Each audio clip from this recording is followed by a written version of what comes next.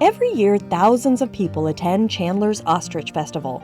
But they may not know that the popular festival dedicated to this quirky bird is tied to Chandler's bright and vibrant past. It really begins with Dr. Chandler and Dr. Chandler's investment in the ostrich industry. He first started investing in the land that is now Chandler as a way to bring industrial agriculture. A.J. Chandler noticed a profitable market in women's fashion, ostrich feathers. He bought some ostriches from another ostrich farm in the West Valley, and he started a ostrich drive where he drove about 200 ostriches south of Phoenix, all around South Mountain to Chandler Ranch to bring to his ranch. People began to gather to watch the spectacle of an ostrich drive when tragedy hit. Unfortunately, during that drive, it took 3 days, one of the ostriches started a stampede, an ostrich by the name of Roughneck, who was a notorious ostrich because he'd actually killed 2 men, started a stampede, and they lost about 50 to 60 ostriches. Roughneck, true to his name, actually caused the fatality of an onlooker. Still, people gathered to see the ostriches. Ultimately, Dr. Chandler brought the ostriches and put them on display behind the San Marcos Hotel. The public was able to interact with Chandler's ostriches firsthand. Despite public curiosity, Dr. Chandler's investment lost its value.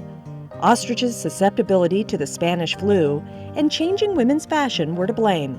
The ostrich industry, part of fashion, really went on for about 15 to 20 years. But by the time World War I came around, women's fashion started to become a little less ostentatious. They took away the feathers. They wanted to be respectful of the war effort that was going on. And that really affected the ostrich industry because suddenly those ostrich feathers were not worth very much money at all. But even after the feathers lost their popularity, Dr. Chandler held out hope for a rebound. Well into the 30s, every spring, Dr. Chandler continued to bring out his collection of ostrich feathers from the hotel basement to dry in the sun and put on display. Because he was completely believing that the industry was going to come back and those feathers were going to be worth money again. And although the industry ended before World War I, the history lived on.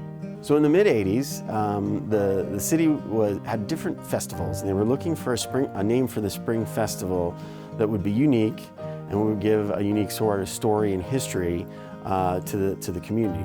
The Ostrich Festival was started as a collaboration between the Chandler Chamber and the City of Chandler in order to celebrate our heritage. Dr.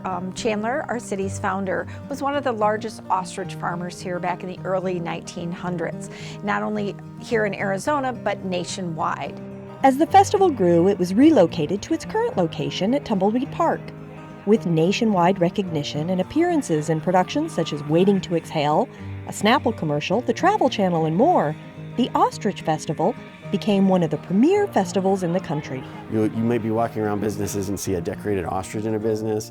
The ostrich industry is still in Arizona. There are still some ostriches grown in Arizona, but a lot of businesses still try to connect themselves to that history, that background, that unique nature.